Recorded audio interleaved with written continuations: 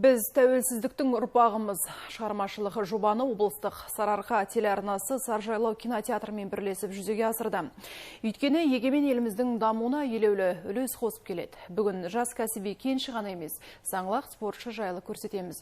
Біздің түсіру тобымызда шахтермен бірге 7 қат жердің астына түсіп, бір күндік жұмысын тамашалап қайтты. Там на шахте угольной паренька приметили. Костенко атындағы шахтада жігерлі жігіттің ширақтығы бірден байқалды. Себебі сұңғақ бойлы денелі азамат жұмысқа епті. Әрі Даниэль Дил кәсіби спортшы. Ол көптеген халықаралық турнирлердің жеңімпазы. Салауатты өмір салтын жанына серік еткен оғлан бірнеше мәрте спорттық акробатикадан ел чемпионы атанған. Ал 2019 жылы Сайыпқыран Азия чемпионатында топ жарыпты. Небәрі 24 жасында жарқын жетістіктерге жетті. Даниэль спортпен 5 жасынан бастап шұғылданады. Ал гимнастика оны 7 қат жердің астында еңбек етуге деген қызығушылығымен құлшынысын арттырды.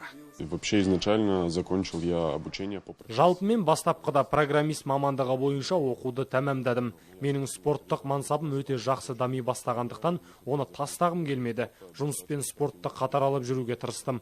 Басшылықпен баркерлердің көңілінен шығып жүргендіктен жаттығуда уақыт табатынмын. Сондықтан мен үшін жұмыспен спорт ажырамас ұғым.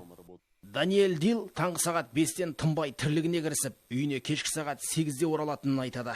Себебі кенші өндіру учаскесінде ерінбей жұмыс істейді. Қайнаған қызу өндірісте қауіпті жоқ емес. Ал ауысымнан шыққаннан кейін жігерлі жігіт жаттығуға барады. Жас азаматтың бойындағы тегеурінділігі мен еңбекқор қасиеттерін бапкерлері жоғары бағалайды. Самое главное — терпение.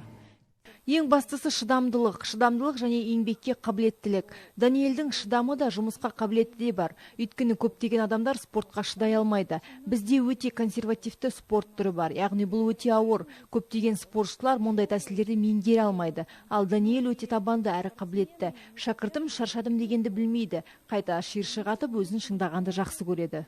В таком возрасте, когда ты ездишь на международный... Осындай жасымда мен халықаралық жарыстарға қатысып, Қазақстан үшін өнер көрсеткеннің өзі бір баға жетпес бақыт.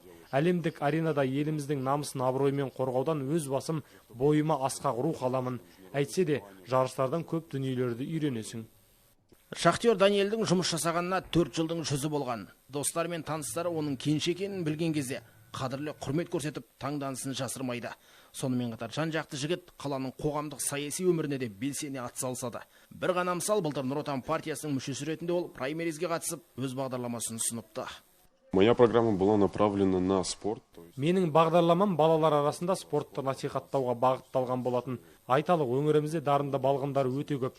Бірақ қаржылық сұрақ туындағандықтан баланы кез келген бөлімнің бәріне бірдей беру мүмкін емес. Әсіресе аймақтағы талантты спортшылардың тынысын ашсақ, тамаша болар еді. Қазір жас шахтер әлем чемпионатына дайындық үстінде. Дүбірлі маусым айының соңында Швейцарияда өтеді. Айта кету керек, сәуір айында Болгарияда өткен әлем кубогының бірінші кезеңінде Даниэль өзінің серіктесімен 3-ші орынға қол жеткізді.